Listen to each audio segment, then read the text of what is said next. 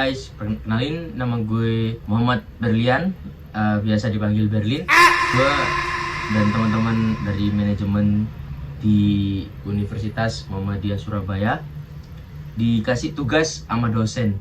Sumpah ini menurut gue keren banget sih, gokil sih. Karena gini guys, menurut gue ini gokil. Kenapa? Karena UAS tugas ini tuh dari ujian akhir kan, yang harusnya kita nulis kan bosen. Nah ini dosennya tuh Pak Poni namanya, dosennya Pak Poni memberikan tugas dimana kita harus memikirkan sebuah ide bisnis dan itu ditayangkan di YouTube. Di sini gua ide bisnis yang gua angkat dan yang gua ingin sendiri sih. Gua pengen membuat sebuah bisnis persewaan di mana di situ bidangnya adalah di sports gitu. Jadi harapannya tuh yang pertama gue pengen bangun lapangan basket. Alasan kenapa gue memilih lapangan, bisnis sewa lapangan itu karena yang pertama gue dulu pernah di basket, gue dulu pernah ikut basket dan gue memiliki koneksi, gue memiliki beberapa koneksi, jadi kayak ada untungnya. Dan juga alasan yang kedua itu karena ya emang tertarik aja daripada gue masuk di bidang F&B, karena gue juga dulu pernah menelusuri di bidang F&B dan pernah ngelaksanain juga. Ya akhirnya sekarang tertariknya di bidang persewaan gitu. Dan akhirnya mumpung ada tugas dari dosen atau ujian akhir dari dosen, gue pengen ngejelasin tentang ide bisnis yang akan gue buat gitu. Soal yang pertama di aspek resiko. Apa saja potensi resiko bisnis tersebut ketika dijalankan? Lalu jelaskan bagaimana Anda akan mengelola dan meminimalisir resiko tersebut. Jadi gini guys, di dalam sebuah persewaan lapangan itu, di setiap bisnis itu pasti ada resikonya. Nah, kenapa tadi gua memilih di bisnis persewaan lapangan? Karena bisnis itu memiliki resiko yang lebih minim ketimbang bisnis-bisnis yang lain. Itu sepengetahuan saya. Dan untuk menjawab soal ini, potensi resiko yang dimiliki bisnis yang akan saya buat itu, yang pertama mungkin kan tadi gue jelasin di lapangan basket ya, itu tuh bisa terjadi sebuah kerusakan barang-barang. Yang pertama kerusakan barang-barang seperti bola basket, ring, itu bisa terjadi kerusakan ketika customer tidak bisa lebih hati-hati lah. Mungkin di lapangan futsal juga bisa terjadi kayak kerusakan rumput kan biasanya kan anak-anak tuh nendang, kalau nendang kan suka ngawur gitu kan, nendang sembarangan gitu. Terus juga gawang, jaringnya juga bisa rusak. Lalu untuk yang kedua mungkin kayak ketidaktepatan waktu, atau mungkin bisa terjadi miskomunikasi antara penjaga lapangan dengan penyewa. Nah, bagaimana cara meminimalisirnya? Menurut gua itu semua bisa dilakukan dengan cara komunikasi yang baik antara penjaga lapangan atau dengan penyewa, ataupun dengan saya pribadi sebagai pemilik dengan penyewa. Ya mungkin ketika saya berada di lapangan tersebut mengingatkan kepada penyewa agar lebih berhati-hati ketika mereka menggunakan fasilitas yang mereka sewa, seperti itu. Jadi biar mereka antara mereka sebagai penyewa dan juga pihak atau stakeholder yang ada di lapangan yang disewa, seperti itu. Lalu untuk yang berikutnya, yang nomor 2, aspek nomor 2, di sini gue ambil di aspek keuangan.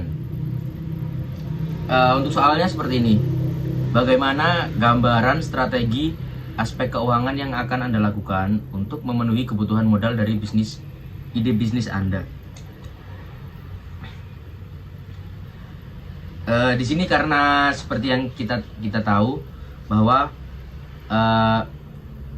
untuk mendirikan sebuah lapangan atau mendirikan sebuah bisnis persewaan lapangan itu modalnya yang paling dipikirkan, karena ini bener-bener modal yang besar gitu, modal yang gede gitu. Dimana sekarang gue tinggal di Surabaya, yang dimana harga tanah ataupun tempat di Surabaya itu nggak murah gitu guys. Gimana sih strateginya menurut gue? Yang pertama, kalau mungkin nanti gue mendapatkan relasi yang cukup baik atau cukup bagus, itu gue bisa ngajak beberapa teman gue. Gue bakal ngajak beberapa teman gue untuk ngebangun bisnis ini. Dan strategi yang kedua, gue dapat solusi dari dosen Pak Poni. Ya itu kita bisa mengakses modal di Kementerian UMKM dengan cara, ketika gue lihat di Google ya, dengan cara kita membuat proposal, lalu kita riset dulu sebelum bikin proposal, kita bikin proposal, lalu kita cek kembali proposal, dan selanjutnya kita ajukan ke Kementerian UMKM. Nah dari situ kita bergantung kepada soft skill kita, bergantung kepada kemampuan kita menjelaskan kepada Kementerian UMKM. Kalau mungkin kementerian setuju, mungkin mereka akan memberikan dana kepada kita, dan di situ adalah strategi yang akan digunakan. Lalu untuk yang ketiga, gua ambil di aspek strengths and weaknesses. Soalnya seperti ini guys, identifikasi secara akurat dan jelaskan apa saja strengths and weaknesses ide bisnis Anda tersebut. Nah ini seru nih. Untuk yang strengths, apa sih kelebihan ide bisnis gua? Apa sih ide bisnis apa sih strengths atau kelebihan dari ide bisnis yang bakal gua bikin? Yang pertama, gua bakal nyediain fasilitas yang lengkap. Lalu yang kedua, gua bakal nyediain ruangan yang nyaman untuk pengguna lapangan. Yang benar. Lalu untuk selanjutnya gue bakal nyediain tempat menunggu. Kenapa? Karena biasanya setiap dulu gue latihan itu tuh gue pasti ngeliat bakal ada yang nunggu gitu. Entah itu temen, entah itu keluarga, entah itu kayak pacar ya. Mungkin yang punya pacar ya. Kalau yang nggak punya ya bisa cari lah cewek lain banyak. Lalu weaknesses, mana ya kalau kita bicara kekurangan dari bisnis gua tuh kayaknya nggak ada gitu. Gimana ya Pak ya? Enggak Pak, mohon maaf bercanda. Jadi weaknesses atau kekurangan yang bakal ada di ide bisnis ini itu tuh seperti fasilitas yang rusak. Jadi ini tuh kebalikan dari strengths ya teman-teman. Jadi ini tuh kayak fasilitas yang rusak, bola yang rusak, lapangan yang rusak. Itu tuh bisa juga bakal terjadi ketika bisnis itu dijalankan. Karena itu gue bakal nyari kontraktor yang benar-benar berpengalaman, karena itu berpengaruh banget untuk meningkatkan kualitas lapangan yang gue miliki. Jadi menurut gue itu cukup, dan terima kasih karena Pak Poni menyediakan fasilitas untuk kami sebagai mahasiswa menyampaikan ide-ide yang kita miliki. Jadi terima kasih kepada Bapak Poni dan juga teman-teman yang mungkin ngelihat video ini. Terima kasih karena kalian telah meluangkan waktunya, dan semoga kalian juga sukses dan sehat selalu. Terima kasih. Gua pamit. Assalamualaikum warahmatullahi wabarakatuh.